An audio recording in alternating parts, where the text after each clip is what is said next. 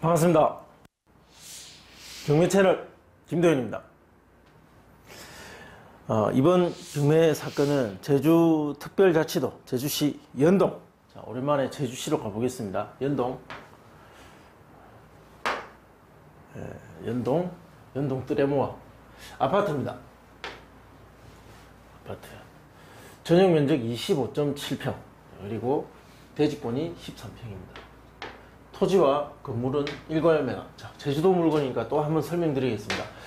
자, 그 아파트가 있고, 이 아파트의 땅이 있을 겁니다.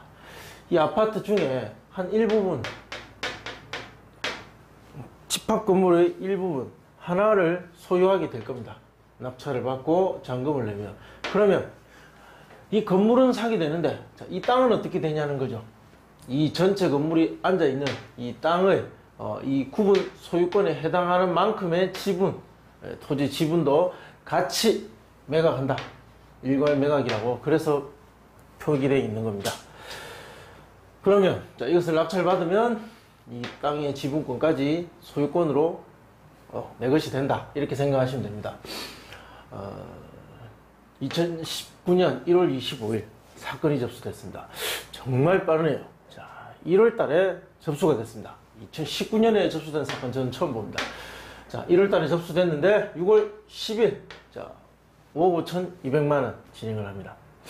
이 감정이죠. 그러면 이때쯤 이 물건을 감정했을 때는 이 정도 가치였다. 지금 시세가 얼마인지 그리고 어느 정도에 낙찰될 것 같은지, 자, 이런 부분은 우리가 살펴보고 조사를 해보면 대략적인 윤곽이 드러날 거라고 봅니다. 소유자와 채무자는 같은 사람입니다. 김도욱, 채무자도 김도욱, 채권자는 신윤석.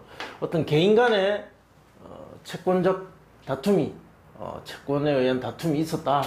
그래서 이렇게 경매에 이르게 됐을 것이다. 한번 등기 현황을 볼 때 한번 살펴보겠습니다.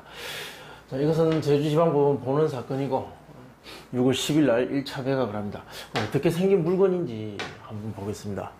이 신축 아파트 같이 보입니다. 예, 좀 깨끗하게 보이는데 이렇게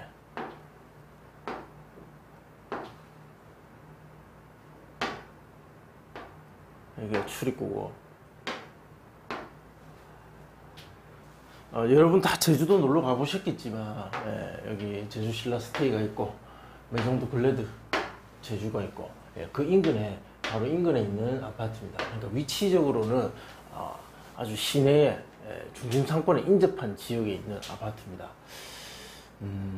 그리고 여기는 노영동, 예, 주거 밀집 지역 아파트가 있습니다. 그러니까 이 도로 그리고 이 천 하나만 건너면 있는 아파트다.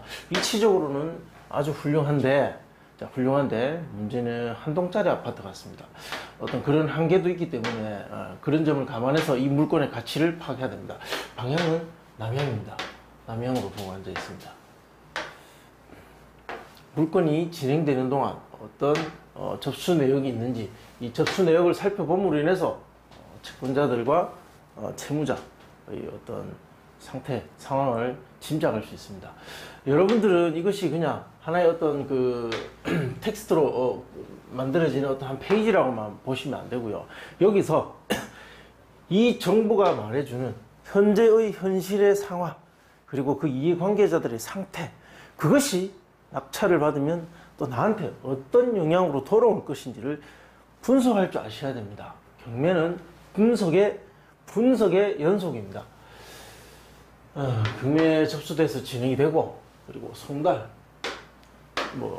채권자의 송달, 장소, 신고서 제출되고, 등기필증 제출되고, 감정평가서, 현황조사서가 제출됐습니다. 당연히 접수되고 진행되는 일반적 절차입니다.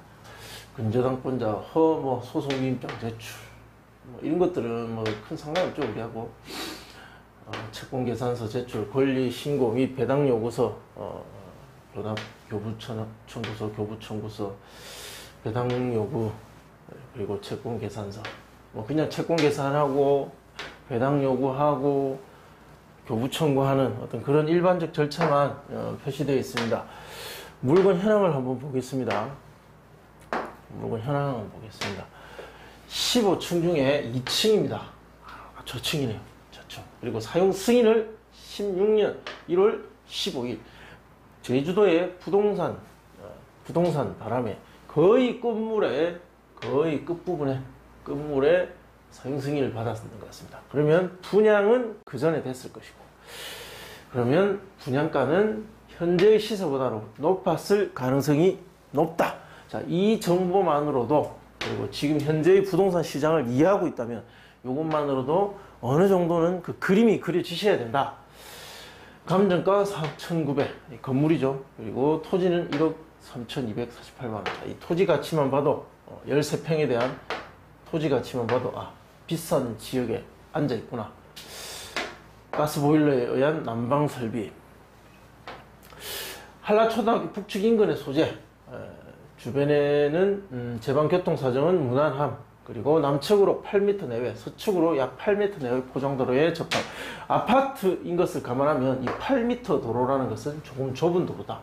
저는 좁다고 봅니다. 조금은 좁은 도로에 접하고 있다. 물건에는 큰 문제가 없고요. 사용 승인 2016년이라는 것, 그리고 그때의 경기 상황, 그리고 분양 당시의 경기 상황을 봤을 때 감정은 높을 가능성이 높다. 높게 책정되어 있을 가능성이 높다. 자, 이것은 한번 짐작하고 다음 시간 분석을 시작하도록 하겠습니다. 자, 두 번째 시간 점유 현황을 보겠습니다. 연동 뜨레모아 누가 점유하고 있느냐. 자, 현장에 가니까 임차인인 박영주. 자, 임차인이 일단 발견됐습니다. 임차인이 있습니다. 자, 여기서 여기 나와 있는 정보는 매우 중요한 정보로, 자, 이런 내용을 가지고 현장의 상황과 앞으로 일어날 일들을 예측하실 수 있어야 됩니다. 현장에, 즉 이 집에 임차인이 있다. 자, 이 사람은 명도해야 될 대상자일 것이다. 자, 그때 보니까, 자, 조문희를 만난 바 전부 임차인이 점유 사용하고 있다. 임차인 세대가 전체를 점유하고 있는 겁니다. 전체에 살고 있다. 세입자가 살고 있다. 자, 이렇게 보시면 되고, 내용이 보증금 2억 7천, 자, 전세죠. 2억 7천에 들어있다. 전입 2016년 1월 26일, 확정일자 2016년 1월 26일. 배당 요구는 하지 않았다. 자, 여기 보시면 2016년 1월 27일입니다. 1월 27일. 말소 기준 등기가 되는 지금 담보 가등기 그죠? 그리고 이게 말소 기준 등기가 됩니다. 이 사람이 경매 신청을 했습니다. 그러면 2016년 7월 8일 이후에 모든 등기는 말소되겠죠. 말소되는데, 그러면 전세권자인 전입일과 확정일자 2016년 1월 26일입니다. 이게 더 빠르죠. 즉 인수된다는 거죠. 대항력이 있습니다. 인수. 여기서 보시면, 자, 보시면 이 사람은 배당 요구를 하지 않았습니다. 배당 요구. 자기가 알고 있는 거죠. 내가 전입일이 빨랐고 확정일자도 받아놨기 때문에 확실하다. 이 돈은 손해보는 것이 아니라 새로운 주인이 이것을 인수해서 내가 다음에 이 집에서 나갈 때 이 돈을 줘야만 나는 이사를 간다 라는 사실을 정확하게 알고 있는 사람입니다. 정확하게. 그래서 선순위로 있고, 그리고 이런 사실이 있기 때문에 난 더 살겠다. 이 집에서 이 전세 계약의 그 권리로, 세입자의 권리로서 선순위 계약자의 권리를 가지고 더 살겠다. 이 경매 낙찰 여부 관계없이 나가지 않겠다라는 것을 의사를 표시하는 게 배당 요구를 하지 않는 것입니다. 가장 확실한 건 권리 신고하는 거죠. 권리 신고하고 배당 요구는 안 하는 거죠. 이런 권리가 있고 배당을 안 받겠다 이렇게 하는 거죠. 권리 신고했는지 안 했는지는 모르겠습니다. 자, 이런 정보를 보고 이 사람의 생각, 그리고 그 당시에 있었을 일들을 한번 우리가 추측해 볼 수 있어야 됩니다. 그러면 제가 준비한 자료를 보고 수업을 이어가겠습니다. 매수인이 인수하게 될 부담. 만약에 이것을 낙찰받는다면 어떤 일이 있을 것인가. 등기사항에 인수할 내용은 없습니다. 말소 기준 등기, 담보 가등기 이후에 모든 것은 말소됩니다. 자, 관리비 입찰가 명도에 영향을 줄 수 있다. 자, 이거 아닙니다. 이건 제가 그 기재돼 있던 걸 지우지 않아서 그렇습니다. 관리비 연체는 뭐 확인하지 않으셔도 될 그런 권리 관계입니다. 왜냐하면 그 전세입자를 인수해서 그 사람의 권리를 내가 인수해서 이 물건을 낙찰받고 소유권을 가져오게 되는 겁니다. 임차인 관계. 자, 여기 제일 중요하죠. 임차인. 아까 확인했습니다. 박영주 세대가 있고 보증금 2억 7천에 전입일은 2016년 1월 26일로 되어 있습니다. 확정일자가 있다라는 것은 당시에 이 돈이 그들 간에 오간 명확한 증거는 아닙니다. 무슨 말이냐면 돈이 오갔는지는 알 수 없지만 동사무소 직원이 이 돈이 오갔는지 어떻게 알겠습니까? 분명한 것은 계약서가 존재했고 이날 전입하는 날 이 내용이 기재된 그 계약서가 동사무소 직원에 의해서 확인되고 확정일자를 받았다라는 것만큼은 확실한 겁니다. 그래서 법원이 배당할 때는 이 금액을 만약 배당요구를 한다면 배당을 하게 되겠죠. 현장에서 임차인 박주영처 조문희를 만난 바 전부 임차인 가족이 점유하고 사용하고 있다. 명도 계획은, 자, 그럼 명도 어떻게 됩니까? 대항력이 있고 배당 요구를 하지 않았다. 나는 계속 살겠다. 계속 살겠다고 하는 전세입자를 그 권리를 함께 사는 것이기 때문에, 가져오는 것이기 때문에 보증금은 인수가 됩니다. 그것을 알고 입찰하라. 그것을 알고 입찰하는 법원의 내용이 있었습니다. 권리관계는 선순위 대항력 있는 임차인입니다. 보증금 인수입니다.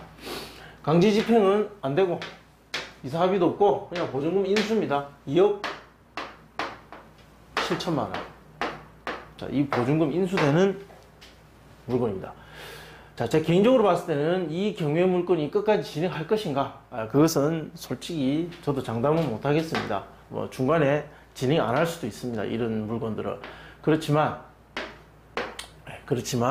만약에 끝까지 낙찰까지, 매각까지 간다면, 자, 이러한 권리 관계라면 얼마에 낙찰될 것인가를 분석하도록 하겠습니다. 자, 다음 시간에 그 내용을 감안해서 예상 낙찰가 계산하도록 하겠습니다. 세 번째 시간 하겠습니다. 지금 일할 때 얼마 어떻게 낙찰이 될 것인가를 알기 위해서는 제가 누누이 강조하지만 팔고자 하는 사람의 생각을 읽어야 합니다.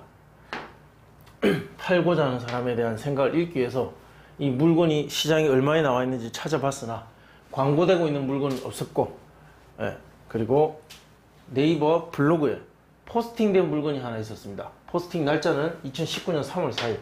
최근에 실거래가 기록이 없었던 걸 봤을 땐 이 물건은 아직 있지 않을까. 시장에 살아있는 어떤 그런 물건이 동평형대 15층 중에 14층, 로열층이면 방 3개, 그리고 화장실 2개, 베란다 2개. 자, 이럴 때, 자, 다 남향이고 똑같은데 층만 다르죠. 자, 이 물건이 5억 9천만 원에 호가고 있다. 자, 이거 한 개 제가 발견했습니다. 5억 9천. 그럼 실거래가를 보겠습니다. 이게 2019년 실거래가입니다. 19년 1월부터 현재 5월 거의 말인데 지금 오늘이 5월 30일입니다. 이날까지 데이터가 존재하지 않습니다. 거래 내역이 하나도 없습니다. 그래서 2018년 가봤습니다. 2018년 초에 이 2건이 있었습니다. 그리고 하나도 없습니다. 이게 하나도 없고 1년이 넘도록 매매 거래가 하나도 없다. 자, 그리고 초에 있었던 것이 14층, 5억 6천. 지금 현재 호가고 있는 19층이었죠. 14층이었나. 하여튼 꼭대기층 바로 밑에. 자, 이것이 5억 9천에 호가하고 있는 것은, 자, 이런 물건의 가격을 보고 매도자는 부르고 있는 것입니다. 그리고 5층이 5억 1,500. 즉 저층은 5억 초반대의 금액에 거래가 된 사례가 있다는 겁니다. 사례가. 그리고 2017년 2건이 있었습니다. 11층, 5억 6천. 자, 이거 보고 저게 거래가 됐겠죠. 그리고 5억 이하에도 가능했었다. 자, 이것만 가지고 이제 짐작해야 됩니다. 왜? 다른 사람, 이 물건에 입찰하고 싶어하는 다른 사람도 이 정보에는 접근할 수 있고 똑같은 데이터를 가지고 이 물건을 판단하게 될 것입니다. 그들이 어떻게 판단할 것인지 그들 머릿속을 생각해 보십시오. 이 물건의 시세는 얼마로 생각할 것인가?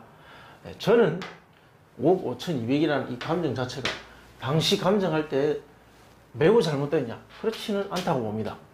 분양가도 있고 호가도 있고. 그러나 이것은 실제 거래 가능 금액은 안 됩니다. 실제 우리 경쟁자들의 머릿속을 생각해보는 그런 가격이 아닌 거죠. 감정평가사가 그거 생각하는 사람은 아니니까요.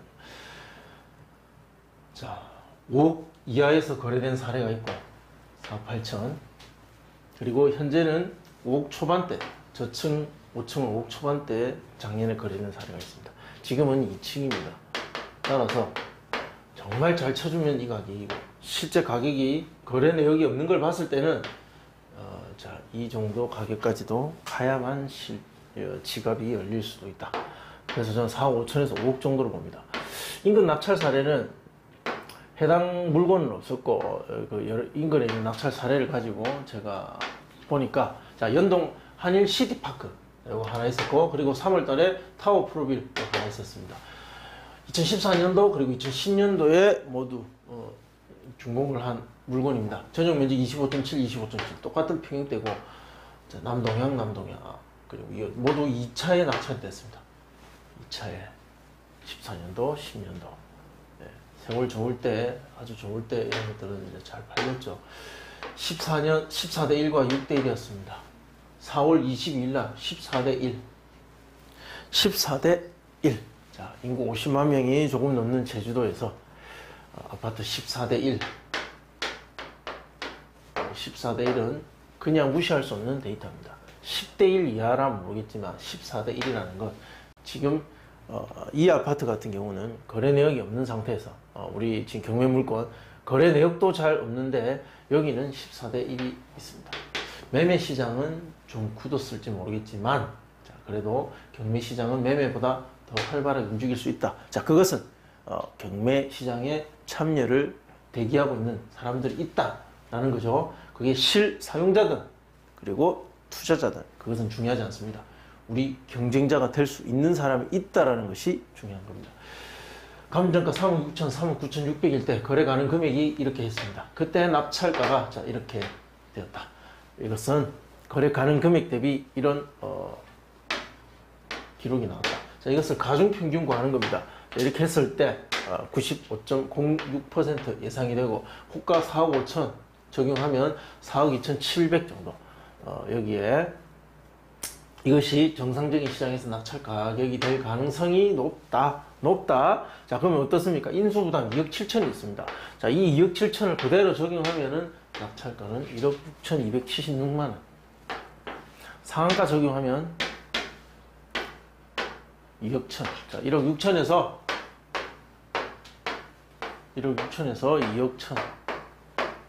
자, 이 사이에 낙찰이 형성될 수 있다. 2억 7천을 인수하니까, 이것이 인수니까 이러한 데이터가 나오는 겁니다.